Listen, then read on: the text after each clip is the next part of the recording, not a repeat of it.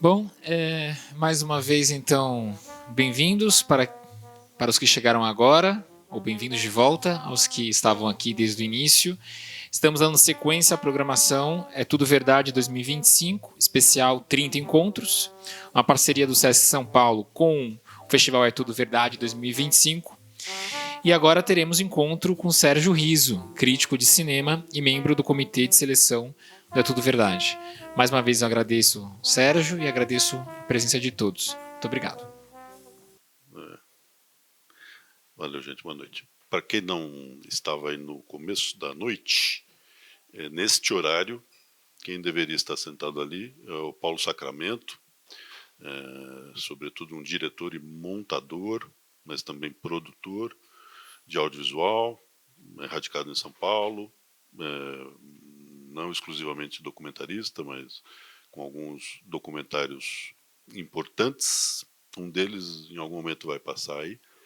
Importante para ele e para a história do É Tudo Verdade também, que é O Prisioneiro da Grade de Ferro, que o Paulo dirigiu e que ganhou a competição de médias e longas brasileiros do É Tudo Verdade.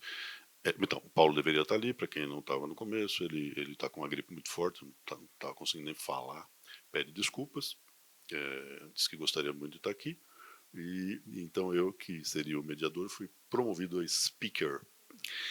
E como foi em cima da hora, eu poderia até ter atualizado esse material aqui, que faz parte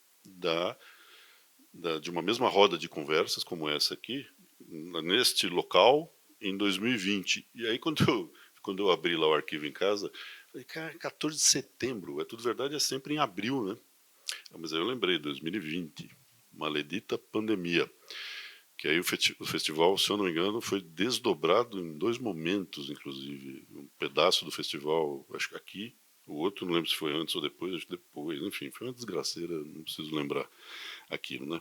Bom, e o que eu também disse no início é que o Amir Labaki, criador e diretor do festival, me pediu para fazer uma panorâmica, apresentar para quem chegou há pouco e não conhece a história do festival. Ele falou, conta um pouco da cozinha do festival, mas não conta tudo. Você sabe, né, algumas informações não podem ser ditas e tal. Então, enfim, é uma conversa aqui informal, vou tocando e sinta-se à vontade a qualquer momento para levantar a mão aí e encaixa uma pergunta, tá? Não precisa esperar para depois fazer as perguntas. Então, vamos lá, vou tentar recuperar as circunstâncias em que o É Tudo Verdade foi criado, 30 anos atrás, em 1995. Às vezes, quando a gente chega no meio de uma história, a gente tem a impressão de que ela sempre foi mais ou menos desse jeito, né? Você olha para o Oscar, aí você fica achando que o Oscar sempre encheu aquele teatro, aqui embaixo na plateia, lá em cima nos balcões, e que tem gente da equipe de filme que ganha, que fica lá em cima, não é? Celton Mello. E é transmitido para o mundo inteiro e não sei o que lá. E quando um filme brasileiro ganha, as pessoas soltam rojões e comemoram como se fosse um título de Copa do Mundo. Não foi, né? A primeira cerimônia de entrega do Oscar foi um jantar em que todos os vencedores já eram conhecidos de antemão. Não teve nem o suspense do And the Oscar Goes, ou antes era The Best Film mesmo. Não, um jantarzinho ali, tal, para umas dezenas de pessoas. E então, bom, como já sabemos, fulano de tal, a imprensa recebia antes o negócio, enfim. Ele começou a virar o Oscar no momento em que ele passou a ser um programa de televisão, né? O Oscar é, na verdade, o mais antigo programa de televisão ainda no ar na história da TV mundial. Não lembro agora, 40 e pouco, 50 e pouquinho, acho 50 e pouco. Aí sim, aí ele começa a virar esse negócio aí que a gente conhece. Muito bem, estamos aqui nessa conversa, faz parte da Tudo Verdade, eu já falei de outras coisas que fazem parte da Tudo Verdade, mas a primeira edição do festival teve, acho que menos de 20 títulos que foram curados pelo Amir. Certo? Então, ele escolheu lá X filmes, aproveitou alguns filmes brasileiros que estavam ali prontos para serem exibidos, pensou alguma coisinha internacional e fez algo que na época a imprensa tratou como uma retrospectiva que às vezes você encontra no Espaço Cultural de São Paulo, aqui mesmo, né? Ali, muito discretamente, rodapé de programação cultural. Ano a ano, e isso não é figura de linguagem, de verdade, ano a ano, o festival foi foi encorpando, né?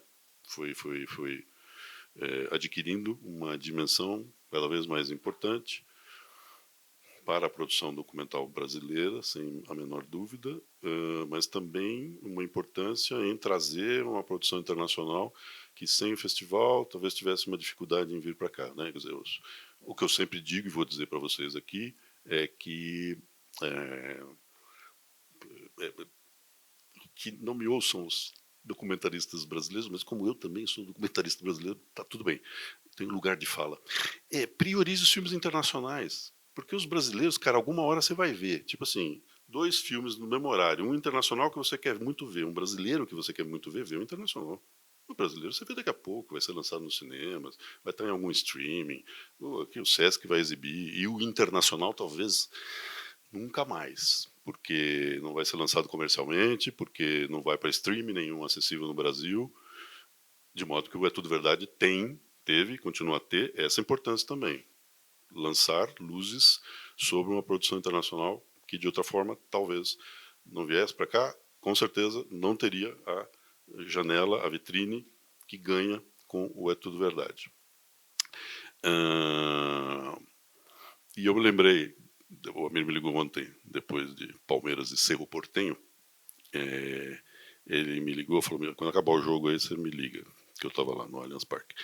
Aí, meia-noite e pouco, estamos nós conversando, ele fala, então, vai lá, faz isso, faz aquilo, tal, não sei o quê. E por isso, antes de sair de casa hoje, eu fui lá pegar um livro que o Amir organizou e que eu editei quando eu trabalhava na grande e falecida editora Brasiliense. É um livro que eu não sei se conhecem, que se chama O Cinema dos Anos 80. Foi publicado em 1991. E por que eu fui lá dar uma puxadinha? Porque a minha memória dizia que nos 30, 25 textos desse livro não tinha nenhum documentário, certo? Amir Labaki, que criou este festival, quando organizou um livro sobre um cinema de uma década, de 80, não pautou nenhum documentário. Eu não tenho caso melhor para usar como exemplo de que o documentário era uma coisa muito nas beiradas, muito das bordas. Era uma coisa vista até de maneira extravagante. Era muito mais comum você ouvir uma frase que continua a ser dita hoje. Isso aqui é um filme ou um documentário? E aí você tem que explicar para a pessoa que, não, veja bem, é tudo filme, de ficção e de não ficção. Na não ficção tem umas coisas. Uma delas é o documentário. Ele cresceu tanto que ele acabou virando sinônimo de não ficção, né? Uma coisa que os mais jovens talvez não saibam é que era comum em festivais você ter 3 categorias. O que a gente chama hoje de Kinofórum, que é o antigo Festival Internacional de Curtas-Metragens de São Paulo. Ele tinha ficção, não ficção e experimental.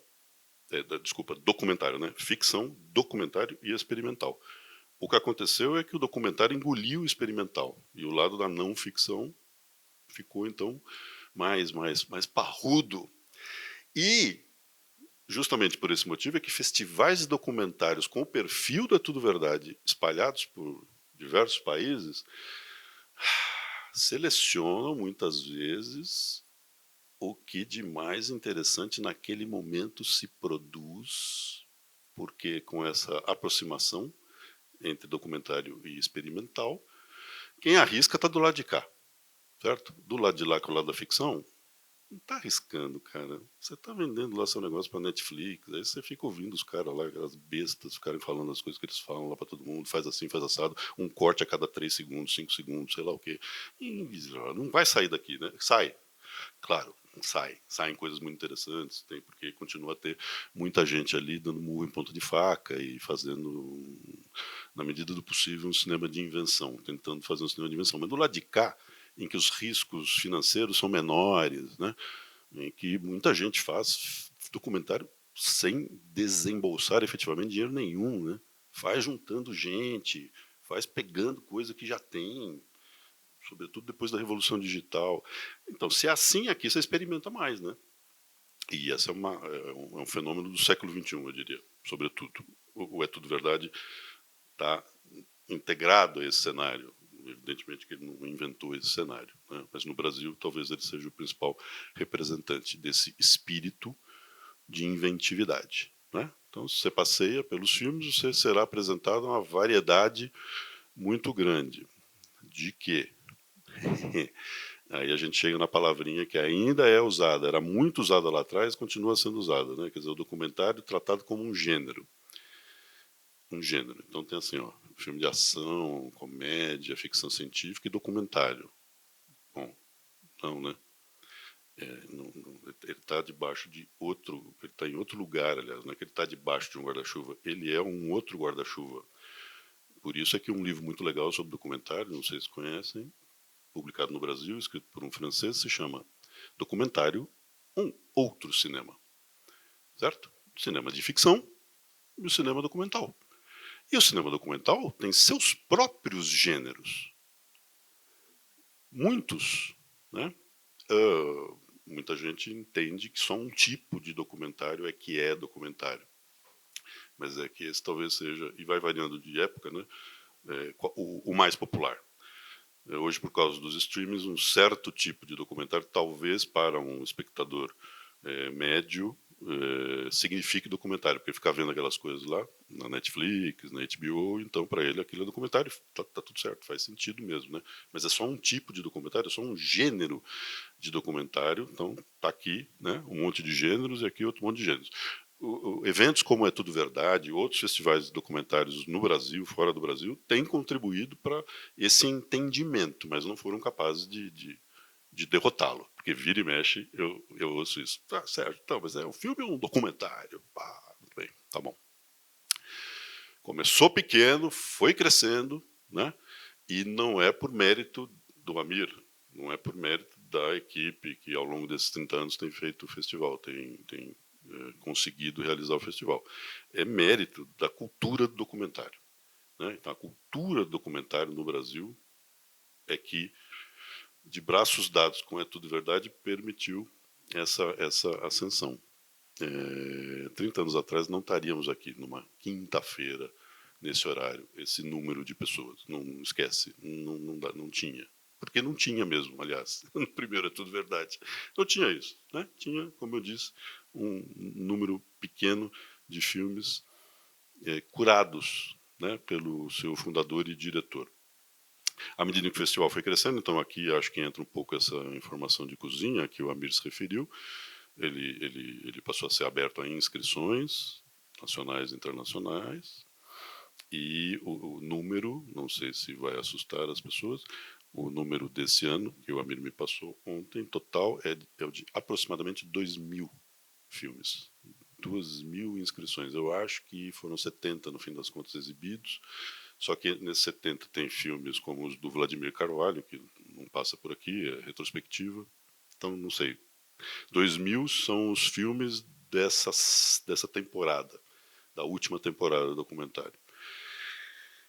Cresceu muito desde que o É Tudo Verdade se tornou um festival que homologa candidatos ao Oscar de documentário curta e média e longa metragem. Bom, no Oscar só tem longa, então os médios vão lá para cima. Cresceu muito no exterior, principalmente, né? Porque realizadores de documentários espalhados aí por diversos países olham para Tudo Verdade como uma oportunidade de, opa, se ganhar, a gente está numa listinha lá, não é nem shortlist, né? Você está só qualificado pelo grupo de documentaristas da Academia de Hollywood a fazer parte ali da discussão, que no fim das contas vai levar os 5 indicados nas 2 categorias do Oscar, né? Documentário de longa e documentário de curta. Então tem isso, não devemos nos esquecer. Eu moro hoje no Porto, em Portugal, e tem um festival de documentários lá que se chama Porto Post Doc, e ele foi em novembro. E aí eu estava lá conversando com algumas pessoas, né, representando o É Tudo Verdade, e aí as pessoas marcam um café com você para falar sobre É Tudo Verdade. Não é pelos belos olhos do É Tudo Verdade, meus ou do Amir, é porque como é que faz, né? Qual é o tamanho? Aí você fala 2.000, a pessoa já... Ah, tá. É difícil, né? Então, bom. Eu não sei o número preciso das pessoas que trabalham no comitê de seleção, mas tem no catálogo. Então, vai contando lá. Eu acho que é talvez uma dúzia de pessoas que têm, então, o compromisso de assistir esses 2.000 divididos por grupos. Nesse ano eu cuidei, como cuido habitualmente, de médias e longas brasileiros, mas aí também estava lá na equipe de curtas internacionais. E aí é isso. Né? As pessoas vão se dividindo, vão vendo filmes. No caso dos médias e longas brasileiros, todas as pessoas do grupo veem todos os filmes. E esse ano foram uns 80 médias e longas. Aí, para quem estava aí, volta para a história que eu contei do Júlio Weiner. Sérgio Rios, não é possível. Você vê esses filmes todos. Não, não. Quanto tempo você gasta? Gasta ou ganha, não sei. A gente tem que discutir, né?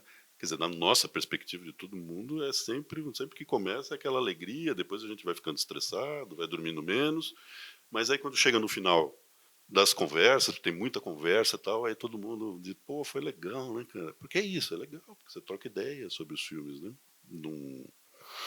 Não apenas assiste aos filmes, discute e tal. É muito legal, eu tenho aprendido muito. E tenho certeza de que todos os colegas lá têm aprendido também.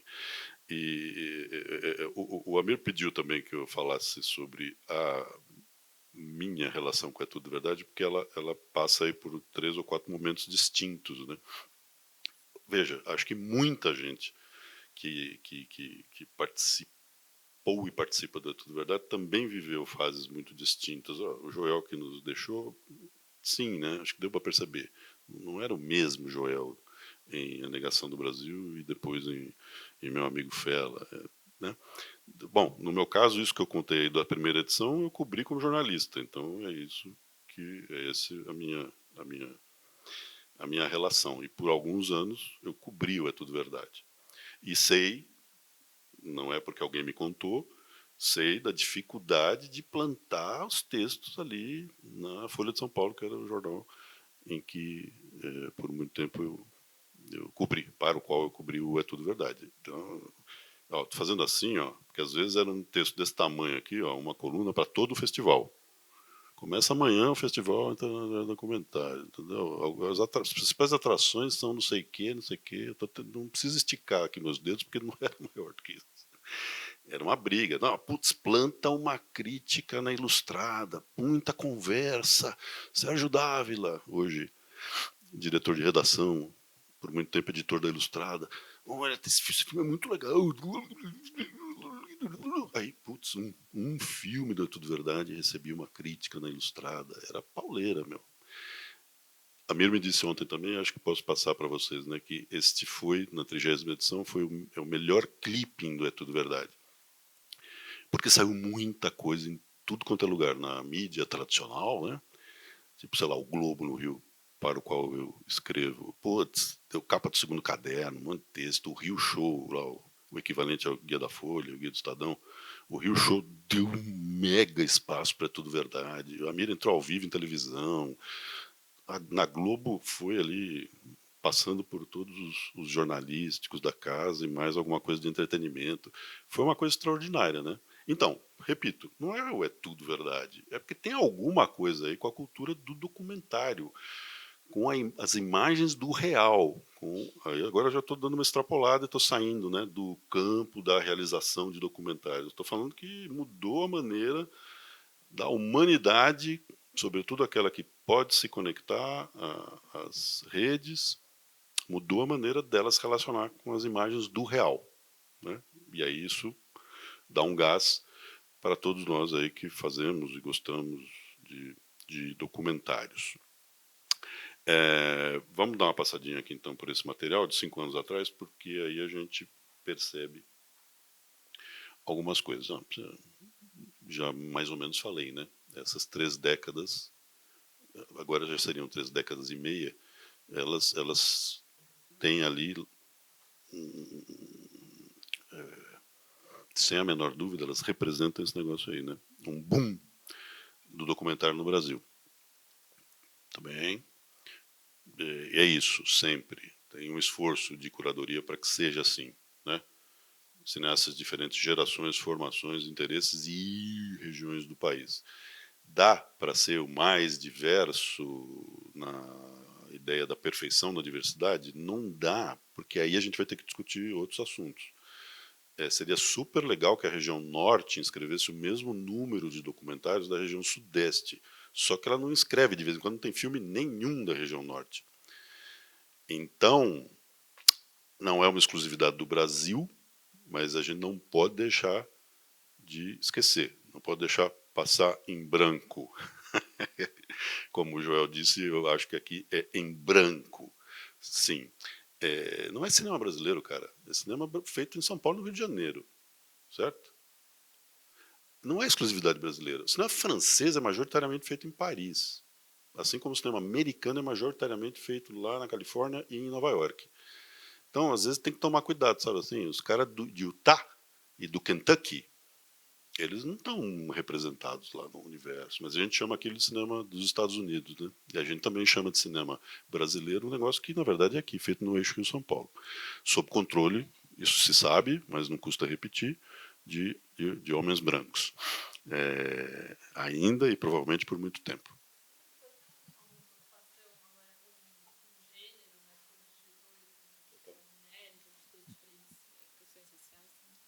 Não, total. Quer dizer, quando tem uma hora. Eu te diria que no começo, não. No começo o negócio é filmes. À medida que vai afunilando, aí todo mundo meio que espontaneamente começa a dar uma olhada lá e ver. Peraí, tá desproporcional. Homens e mulheres, vai. Não tem. Mas aí também a gente pode discutir esse assunto. Não tem nenhum representante trans. Então, porque não escreveu nenhum. E por que não escreveu? Porque é difícil fazer. Né? E regiões. Batatinha, peraí, vamos dar uma olhada aqui. Já está chegando perto de um recorte. Como está? X% São Paulo, Y% Rio de Janeiro. E estados grandes e importantes, às vezes estão subrepresentados porque, repito, porque não se produz muito lá. Estou falando de Minas Gerais, Rio Grande do Sul, né? Bahia. Mas sim, tem uma preocupação, claro, com isso. Hoje não haveria como não ter. Tá, bacana. E aí vamos lá. Eu mencionei aqui antes do papo quer dizer, durante o papo com o Joel, o fato de que as retrospectivas, né, sempre foram uma coisa fundamental para a estrutura da Tudo Verdade. Ajuda a compor a programação, claro, mas é que tem a missão, as retrospectivas, de apresentar cineastas que, para muita gente, são grandes desconhecidos e que são figuras importantes para o audiovisual brasileiro, pessoas que fazem documentários, mas são importantes para o audiovisual brasileiro e, importantes para a cultura brasileira. Né? Por exemplo, não sei quantos de vocês sabem quem foi o Linduarte Noronha. Um cara importante pra cacete, véio, um precursor, né? Aruanda é lembrado por muita gente como talvez o primeiro filme do cinema novo. Aí veja, agora é ficção não ficção, né? Você fala cinema novo, aí você vai lá. Claro, tem gente que já avança para 63, 64, os Fuzis, Deus, o Diabo na Terra do Sol e Vidas Secas, a grande tríade, né, do cinema novo. Aí tem gente que puxa um pouco para trás aqui, aí vai pegar por causa do Glauber Barravento e não sei o quê, papapá, começo dos anos 60. Bom, mas tem o Aruanda, né? Então, em 2007, foi possível para muita gente conhecer a existência do Linduarte Noronha graças a uma retrospectiva do É Tudo Verdade. Perdemos agora, há pouco tempo, o Vladimir Carvalho. Figuraça, né? Cara, importantésimo. E aí, por conta da morte, ele tinha combinado já com a Mir, nesta edição, fazer uma seleção de filmes com a presença dele ali, meio espírito de laboratório, deixa eu contar como as coisas foram feitas e tal, e não é mais possível.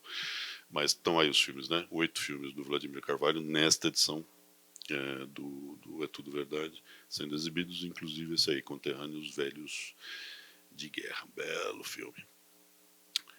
Geraldo Sarno, figuraça, retrospectiva de 2001, meu. Viramundo. Viramundo, essa foto é do Viramundo. Não sei se dá para perceber pela foto de que se trata, né? Mas é um filme sobre o processo migratório, muito forte em São Paulo. Quem é daqui sabe disso. Inclusive, talvez venha de famílias que fizeram, né, esse percurso, que é vir do Nordeste para São Paulo. Muita gente trabalhando na construção civil, muitas mulheres engrossando a fileira das empregadas domésticas, né, tal. E era assim, ó, que essas pessoas chegavam, com os sacos na cabeça ali. Então está em Viramundo. Belo filme. Bodansky, Jorge Bodansky, vivo, atuante, tem um filme na programação deste ano, na mostra competitiva, um filme que promove ali uma reflexão do conjunto da obra do Bodansky, co-dirigido pelo próprio Bodansky, com o Bodansky ali dentro do filme, chamando a atenção para um monte de coisa da sua própria obra e tal. Um dos filmes bem legais que ele fez é esse aqui, Terceiro Milênio. O Eduardo Scorel, vivíssimo, um grande montador de cabra marcado para morrer. Por isso é que esse filme está aqui, mas também um diretor, vários filmes exibidos, não é tudo verdade, ao longo desses 30 anos, mas ganhou uma retrospectiva em 2003, olha só, putz grilo, 22 anos atrás. Helena Solberg, 2014. Esse acho que é o filme mais conhecido da Helena, sobre a Carmen Miranda. O documentário mais conhecido, acho que sim. De maior circulação e talvez de maior bilheteria, inclusive. Aqui tem uma coisa interessante. Agora nós saímos das retrospectivas, né? A gente vai fazer um passeio aqui por vencedores do É Tudo Verdade. E aí a gente vai perceber a tal da variedade. Né? Como o documentário brasileiro, nessas décadas, é uma coisa... Ele reúne experiências muito diferentes. Para todo mundo que chegou depois, fica difícil entender o impacto deste filme feito, na verdade, para televisão, né?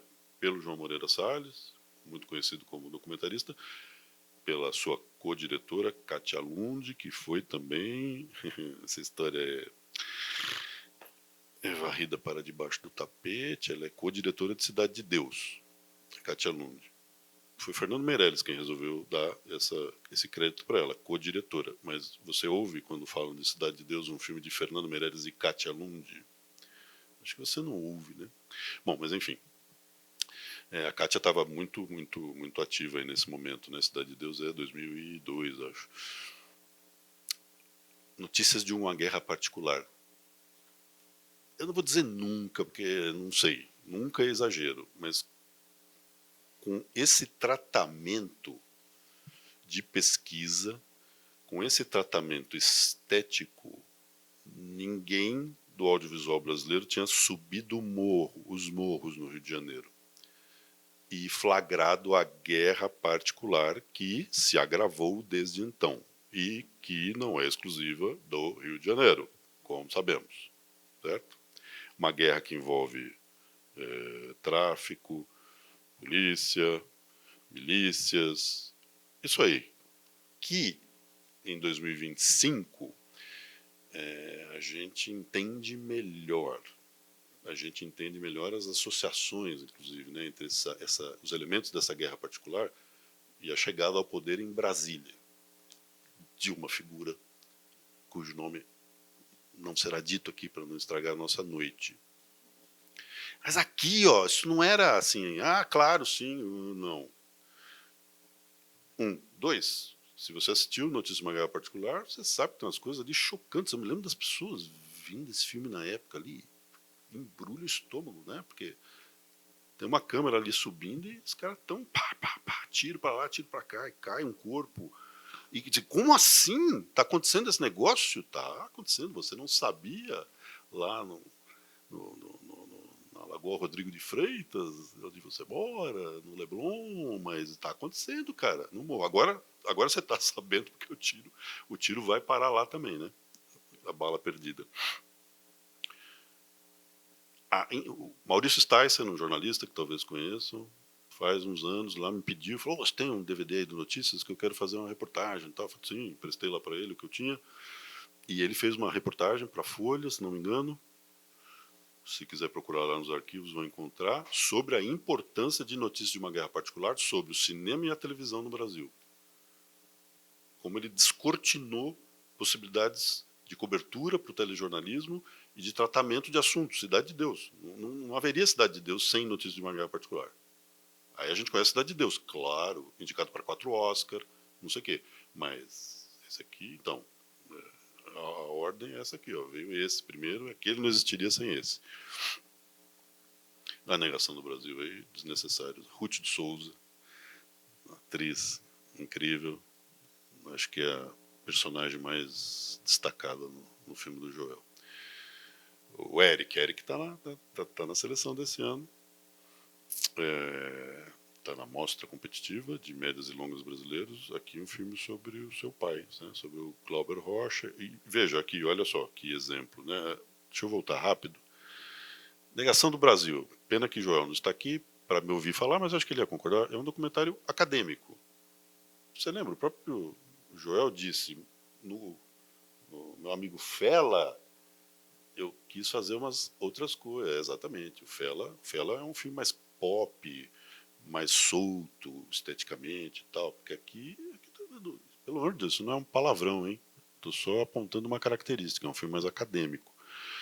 O Notícias é acadêmico, a questão é o tema. Aqui não, aqui a gente já olha para um documentário brasileiro de experimentação. E não sei se reparam nesse fator, que é o de sintonia entre a proposta estética e o objeto da proposta estética. Quero dizer o seguinte, se você está fazendo um filme sobre o Glauber, como o Eric fez, você tem que se aproximar do Glauber, certo? Então, existem documentários acadêmicos sobre o Glauber. E eles são muito esquisitos, porque o Glauber não era acadêmico. Então é como se fosse uma tentativa de aprisionamento do espírito rebelde, do iconoclasta do Glauber, né, numa estrutura que não conversa com a obra e com a figura do cineasta. Já o filme do Eric não conversa com o pai, e aí tem essa situação muito peculiar, mas tenta, né, chegar esteticamente a soluções que, sei lá, talvez o Glauber achasse legais, ou talvez não, olhasse e falasse, Eric, que merda que você fez sobre eu, não sei, sobre mim. O Paulo, que deveria estar aqui com a gente conversando sobre, entre outros filmes, O Prisioneiro da Grade de Ferro. É um filme de oficina. Então aqui estamos abrindo uma outra janela para uma outra coisa. Hoje as oficinas de realização audiovisual são muito comuns, estão espalhadas aí por muitos lugares no Brasil, estão nas regiões periféricas, né? Tem trabalhos notáveis de oficinas de realização audiovisual aí nas beiradas da sociedade brasileira, mas quando O Prisioneiro foi feito não era um negócio comum, né? E eu não sei se todos viram o filme, sabem, né, como ele foi feito. Câmeras de vídeo, as antigas câmeras de vídeo ainda, acho que não as digitais, foram entregues a partir de uma oficina, quer dizer, não é toma aqui a câmera, vamos entender como é que filmes são feitos, como documentários são feitos. Câmeras foram entregues a detentos lá do Carandiru. E aí o filme não usa apenas as imagens que esses detentos captaram, usa outras imagens também, pena que o Paulo não está aqui para explicar como é que isso foi administrado, né? Mas boa parte do que a gente vê é deles. E eu guardei e usei muito isso como um exemplo de olha só o que acontece, né? Que é um momento ali em que um detento pega a câmera e tem a janelinha da cela e ele vai com a câmera para fora ali para criar um enquadramento, né, do lugar em que ele está, mas de fora. E o máximo que ele consegue de fora é até onde o braço dele vai. Então, legal, né? Hoje diríamos que esse filme tem muito lugar de fala. São detentos falando sobre o que é ser detento. Não é alguém que vai lá e faz um filme sobre eles, né? A Alma do Osso, Cal Guimarães, um grande representante, um artista visual, né? O Cal, que faz filmes e, portanto, é também um cineasta, e no cinema ele é marcadamente experimental. Às vezes mais, às vezes menos. A Alma do Osso tem um personagem extraordinário, esse cara aí. E a maneira de compor, né, o seu desenho é típica de um cineasta que está no mundo do documentário porque acha que ele é muito próximo do mundo das artes visuais. Então, estamos aqui num outro lugar, muito diferente do Joel, com a negação, certo? Tá paquerando as artes visuais. Marília Rocha, com Aboio, está perto disso também. São consecutivos, olha só, vencedores consecutivos do É Tudo Verdade nesse terreno mais experimental. O João, com o Santiago,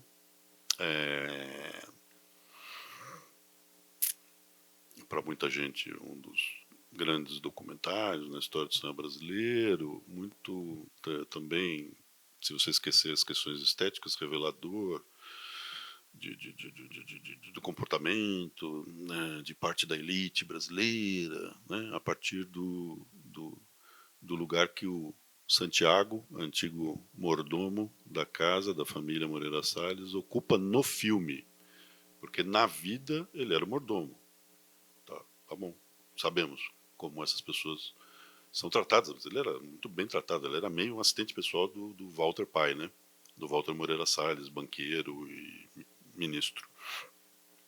Mas a questão é o lugar que ele ocupa no filme do João, né? Santiago, agora faz assim. Não, Santiago, de novo. É um filme notável porque é um filme de montagem a partir de um material que o próprio diretor nunca conseguiu montar. Né? Talvez num reflexo freudiano. Tipo, aí o filme ficou lá, o material ficou engavetado e o Eduardo Escorel, é que, vem cá, me dá aqui, vamos encontrar um filme. Então, o filme encontrado é esse, meu querido. É um filme sobre você tentando fazer o filme. Eduardo Coutinho. Certo? Então, um herdeiro, representante da fina flor da sociedade brasileira, tenta fazer um filme sobre o antigo mordomo da casa. Sai isto aqui. Santiago. Filme que rendeu muita polêmica. Carlos Nader, também um outro grande representante do documentário experimental. De vez em quando os filmes são menos experimentais, esse aqui é bem experimental. Pancinema permanente. Carlos não está nesse ano, não tem nada dele. Mas é um frequentador habitual do É Tudo Verdade. Aqui, ó, Carla Galo com O Aborto dos Outros. Hoje esse filme enfrentaria e levaria porrada.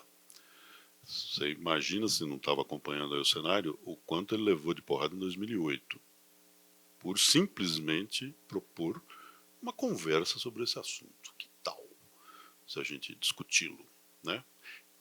Fica mais fácil, por isso o título, né? Quando você fica apontando o dedo para os outros e tal, mas essa mulher e tal, mas puta, veja lá, o filme é terrível, no bom sentido do termo, né? A experiência é terrível, a experiência de assistir a ele. Coutinho muito passou pelo É Tudo Verdade. O Moscou não ganhou, o Moscou foi só exibido, né? Aí Coutinho é um lugar à parte no cenário do documentário brasileiro, né? Quer dizer, a trajetória que começa na ficção nos anos 60, passa pela televisão, com episódios do Globo Repórter, num momento em que o Globo Repórter não tem nada a ver com esse Globo Repórter, não, feito por gente de cinema, feito como produção de cinema, com câmera de película, cinema, feito por cineastas, eu já falei, gente de cinema, Coutinho, João Batista de Andrade, para citar um cineasta de São Paulo. E aí ele vai indo, a partir de Santo Forte, talvez, é que ele começa a virar este Coutinho aqui, em que uma equipe de filmagem propõe a um grupo de teatro de Belo Horizonte que monte uma peça de Chekhov. E dá a esse grupo, acho que 3 semanas, uma coisa assim, né? E então essa equipe de filmagem acompanhará esse grupo tentando erguer uma peça de Chekhov por 3 semanas. É isso, o filme. Não é um filme sobre o grupo de teatro, sobre o Galpão. Não é um filme sobre o Kiki Dias lá, que é o diretor, que o próprio grupo escolhe para dirigir. Não é sobre Chekhov. É sobre tudo isso, claro, mas é sobretudo sobre o Coutinho e sua equipe andando lá pelos espaços em que o pessoal do Galpão está tentando erguer esse espetáculo. Rodrigo Siqueira, às vezes mais próximo aqui do acadêmico, no Terra Deu, Terra Come, pouco mais ali se arriscando no terreno do experimental. Aqui é o filme que ganhou. E aqui, olha só, isso certamente é o segmento do documentário brasileiro mais popular, né, que são os filmes desses últimos 30 anos, que é o dos documentários musicais.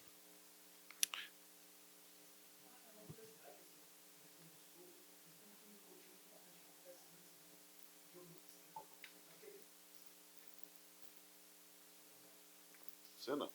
Eu acho que eu não, se eu não estou. Bom, pode ser que ele tenha passado, tá? Mas nesse momento a minha lembrança é que ele não passou o jogo de cena. Porque você está abrindo aí um parênteses interessante, vamos explorá-lo. O É Tudo Verdade é realizado em abril, tradicionalmente, só na pandemia ali é que esse calendário foi alterado. O que significa que essas inscrições aí são de pessoas que têm filmes prontos em dezembro. Aí a inscrição é dezembro, mas muita gente inscreve um filme que ainda não está concluído, dizendo: até abril eu vou concluir, viu? Dá uma olhada nesse corte, mas nós estamos avançando na negociação dos direitos das imagens, estamos avançando na finalização, blá blá blá blá blá blá. Tudo aqui. Agora, tem filme que não tem esse calendário no qual o É Tudo Verdade se encaixa. Ele vai ficar pronto em maio. Aí ele vai ficar quieto lá esperando para se inscrever em dezembro, não é tudo verdade, do outro ano, e aí de repente não é. Não, aí ele tem outra vida, ele vai disputar outros festivais de cinema, né? Então é por isso que não é que todo Coutinho esteve, e eu acho que o Jogo de Cena não esteve. Que é um filme importante do Coutinho, claro que sim, não se discute, né? Agora eu estou lembrando aqui do porquê que o meu grilo falando está dizendo que ele não passou. É porque se eu selecionei o Moscou, é porque nessa fase aí o Coutinho não estava passando muito, não é tudo verdade, não. Justamente porque são filmes que foram distribuídos, tinham distribuição garantida, e aí o seu distribuidor olha lá para o calendário do ano e diz: melhor botar aqui. E é tudo verdade, tchau.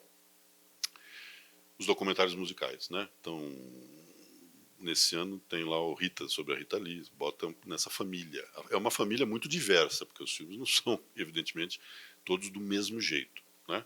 Mas vamos chamar aqui então da família dos musicais, porque são documentários em torno de intérpretes, compositores, bandas, e aqui um recorte temporal, né? Quer dizer, quem é que estava no Festival de Música Popular Brasileira da Record em 1967? E aí calhou que estava lá uma turma extraordinária. Um desses representantes, esse rapaz com esses olhos que seduziram tantas mulheres, Chico Buarque de Holanda. O Aterro do Flamengo. Quem viu o Aterro do Flamengo? Ninguémzinho? Muito bem.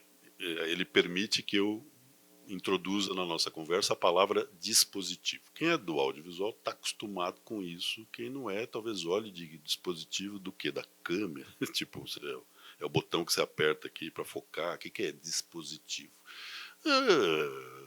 Eu traduzi aqui como uma estratégia, né, que uma equipe de documentaristas elege para se aproximar de alguma coisa. Certo? Qual é o dispositivo de aterro do Flamengo? A Alessandra morava num prédio lá no Rio de Janeiro, a partir do qual é possível ver esse recorte do aterro. O dispositivo que ela bolou foi o seguinte: todo dia eu vou ligar a câmera aqui. Claro, veja, isso aqui só pode ser feito no mundo digital. Fica ligando uma câmera de película todo dia, você está louco, inclusive porque vai precisar de gente para trocar o rolo a cada 12 minutos. Impraticável. Mas no mundo do digital deu para ela montar um negócio lá, que é, deixa uma câmera aqui, e quando eu sair vai ficar a câmera e tal, vai ter que ver ali cartão, essas coisas aí de armazenamento. Mas enfim, né? Deixa lá. Voltada sempre para isso aqui. Sempre com esse enquadramento. Esse é o dispositivo. Vamos ver o que acontece, né? E um dia acontece o negócio lá. Um negócio incrível. Não, que spoiler, rapaz. Que é isso? Que não se faz spoiler. Carne e osso, Caio Cavecchini, Repórter Brasil. Isso aqui é jornalismo, né? O espírito, quero dizer, é cinema, evidentemente. Mas o Caio é jornalista de formação e aqui temos, então, um representante do documentário brasileiro que se aproxima muito do jornalismo. Não é jornalismo. Se for documentário, nunca será jornalismo, hein? É outra coisa, é cinema. Mas flerta com procedimentos do jornalismo. Entre eles, o da denúncia. E aqui, a denúncia é das condições de trabalho de pessoas que estão nesses... Como é que chama isso aí? Abatedouro, frigorífico, sei lá. Isso aí que você está vendo. Gente que cuida de separar a carne do osso de galinha, de frango. Vocês se viram esse filme, eu não tinha noção. E documentário serve muitas vezes para isso, né? Para te informar. Eu não tinha noção. Eu imaginava que fosse uma coisa terrível. Mas é várias vezes mais terrível do que eu seria capaz de imaginar. Né? Podemos usar outra vez aqui a palavra dispositivo, porque para captar o que acontece dentro foi preciso montar um dispositivo que possibilitou que câmeras estivessem andando por esse lugar aí, cujo nome eu não sei qual é precisamente. É porque os donos do pedaço não iam querer, né? Que fossem expostas às condições de trabalho. Então, todo um cuidado ali com o dispositivo e tal. Mesmo, veja, num filme que tem uma pegada característica do jornalismo. Eu mencionei, né? Quando o Joel estava aí, Mataram Meu Irmão, do Burlan, que ganhou o festival. É uma história pessoal. Então, aqui o que a gente tem? Aqui a gente tem um representante do cinema documental que fala eu. Né? A primeira pessoa, de alguma maneira trabalhada, não tem um único modo de trabalhar essa primeira pessoa no documentário, são várias maneiras. O Burlan trabalha do jeito dele lá, com base numa história trágica dele, que, né, o irmão matado é o irmão dele mesmo, do diretor do filme. Esse filme é uma delícia. Serge Oxman vive na Europa, acho que na Espanha. Futebol, né? Futebol. Nossa senhora, Brasil, país do futebol. Hahaha. Não é. O Brasil não é um país de futebol. Para com isso. A Europa é o continente do futebol. Né? O Brasil acompanha a Copa do Mundo e tal. Não é país de futebol. É muito popular o futebol aqui, certo? Então, aí vai ver o que o Sérgio conseguiu tirar disso, né? É um filme sobre pessoas e a relação que essas pessoas, pai e filho, estabelecem usando como mediador o futebol. Show, bacana. Tem um dispositivo aí. O que representa o Jonas? Várias coisas. Eu vou eleger aqui, porque eu ainda não mencionei isso, o cinema de guerrilha. Né? Quer dizer, esse filme é baiano e a Paula fez ali com uma economia de recursos extraordinária. Mas ela tinha na mão um argumento muito legal, que é a história do Jonas, esse menino aí que queria trabalhar no circo. Alguém viu Jonas e o Circo sendo? Olha que legal, então, tá vendo? Esses filmes são incríveis, cara. Muitos deles estão fáceis de ver aí, inclusive no YouTube, viu? Desse circuito aqui. Bom, o tempo está acabando, então eu vou correr. Auto de Resistência é um filme muito parecido com o Reconhecido ou Reconhecidos, que está na competição. Filme de denúncia em torno do sistema judiciário brasileiro. Cine Marrocos, cinema. Muitos documentários brasileiros olham para o próprio cinema. Quer dizer, sim, Aqui é o cinema porque é sobre a ocupação no Cine Marrocos, lá na Conselheiro Crispiniano. E o que significou aquele prédio é importante para o filme, mas é claro que os personagens são os da ocupação, tratados como se fossem astros e estrelas dos filmes que um dia foram exibidos lá no Marrocos. Estou me guardando para quando o carnaval chegar. Marcelo, adoro o trabalho do Marcelo. Olha só, Marcelo Gomes aqui, então vamos usá-lo para representar uma outra turma. É que salta da ficção para não ficção, certo? O Marcelo é o diretor de Cinema Aspirinas e Urubus, um dos grandes filmes brasileiros do século XXI, de ficção. Mas aí daqui a pouco está ele fazendo aqui, estou me guardando para quando o carnaval chegar, que é um doc. Como é que tem um cuidado narrativo típico da ficção. Muitos documentários têm, os do Marcelo, muito. E deu. É isso aí, pronto. Viu? Fica aí falando aí pra falar. Não. Mas dá tempo aí? Já estouramos tudo ou dá tempo de pergunta? Já estouramos tudo. Então tá bom. Tem que fechar a sala. Valeu, gente.